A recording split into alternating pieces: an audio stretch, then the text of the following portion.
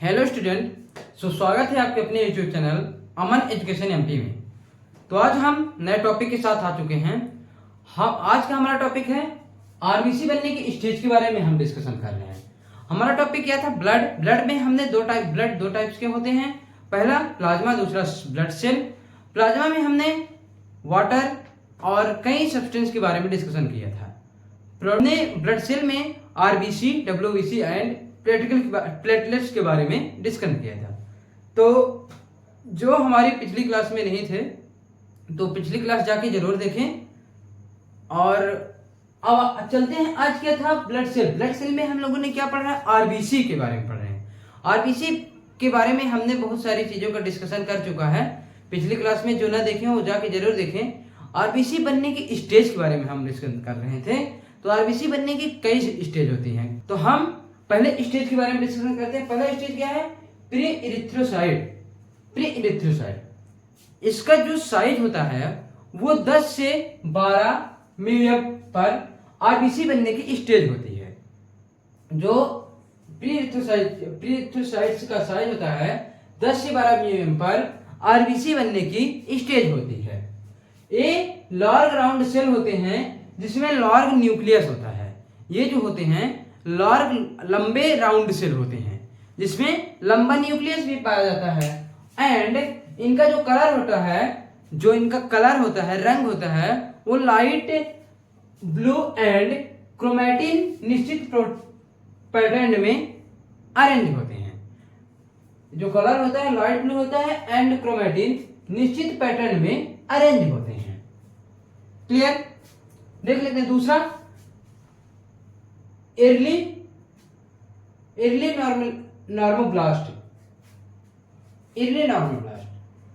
इसकी साइज 10 से 16 म्यूयम। इसका न्यूक्लियस स्लाइटली स्मॉल होता है, छोटा होता है। तीसरा क्या? Intermediate normoblast. इसकी जो साइज होती है 8 से 14 म्यूयम होती है। इस स्टेज में ये स्टेज होती है, इसमें एचबी का सिंथेसिस शुरू हो जाता है। जो हीमोग्लोबिन होता है उसका सिंथेसिस शुरू हो जाता है, जिसके कारण साइटोप्लाज्म का कलर ब्लू ऑरेंज हो जाता है। जिसके कारण साइटोप्लाज्म का जो कलर होता है वो ब्लू ऑरेंज हो जाता है। ये न्यूक्लियस स्मॉल हो जाता है, गुच्छे के रूप में हो जाता। ये जो न्यूक्लियस होते हैं स्मॉल, छोटे छोटे गुच्छे के रूप में हो जाते हैं।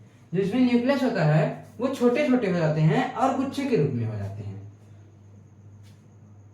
Late normoblast. चौथा क्या? Late normoblast. इसकी साइज क्या होती है? 8 से 10 मिलियन होती है। जो इसकी साइज होती है वो 8 से 10 मिलियन होती है। इस स्टेज में सेल की साइज रिड्यूस हो जाती है, न्यूक्लियस स्मॉल हो जाता है और साइड में आ जाता है। जो न्यूक्लियस होता है वो छोटे छोटे होकर साइड में आ जाते हैं। इस स्टेज में एचबी सिंथेसिस बढ़ जाने के कारण साइटोप्लाज्म ज्यादा पिंक हो जाता है। जो एचबी का संश्लेषण होता है वो इसमें बढ़ जाने के कारण जो साइटोप्लाज्म होता है वो ज्यादा पिंक हो जाता है। यहां तक क्लियर?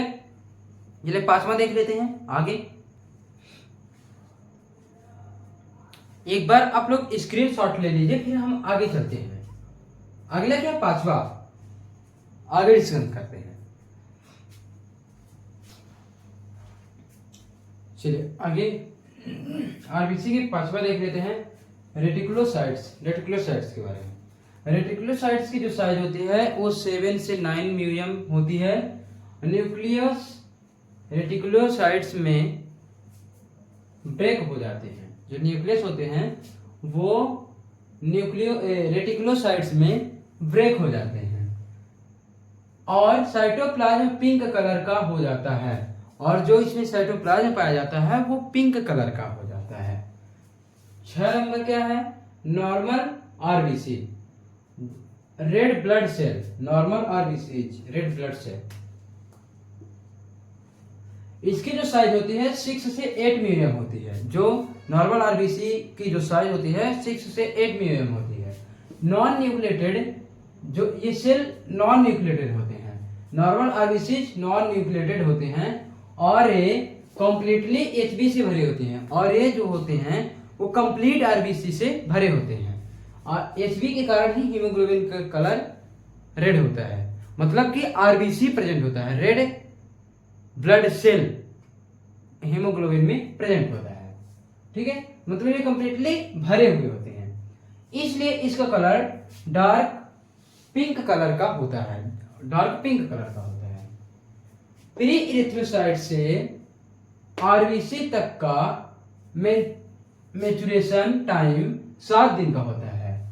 ये जो प्री इरिथ्रोसाइट है, प्री इरिथ्रोसाइट जो आरबीसी बनने की स्टेज जो होती हैं, उसमें प्री इरिथ्रोसाइट 1 से लेके नॉर्मल आरबीसी बनने तक की जो स्टेज होती है वो 7 डेज की होती है। 7 दिन में आरबीसी कंप्लीट हो जाते हैं। ठीक है, इरिथ्रोपोइसिस के लिए erythropoietin, vitamin 12, folic acid, iron factor की आवश्यकता होती है। फॉलिक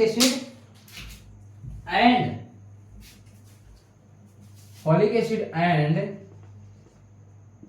आयरन फैक्टर की आवश्यकता होती है। इरिथ्रोपोइटिन किडनी के द्वारा सीक्रेट होता है एंड इरिथ्रोपोइसिन को नियंत्रित करता है। इरिथ्रोपोइटिन किडनी के द्वारा सीक्रेट होता है एंड इरिथ्रोपोइसिन को नियंत्रित करता है। चलिए, उम्मीद है कि आपको हमारी ये क्लास अच्छी लगी होगी। तो जो हमारे चैनल पर नए हैं तो चैनल को सब्सक्राइब करें और अब कंटिन्यू क्लासेस से जुड़े रहें, क्योंकि हम डेली एक क्लास अब हर सब्जेक्ट की चलाएंगे। So thank you for watching class, धन्यवाद। अब हमारी जो अगली क्लास रहेगी वो रहेगी WBC, ब्लड सेल में WBC के बारे में हम अब डिस्कशन करेंगे। WBC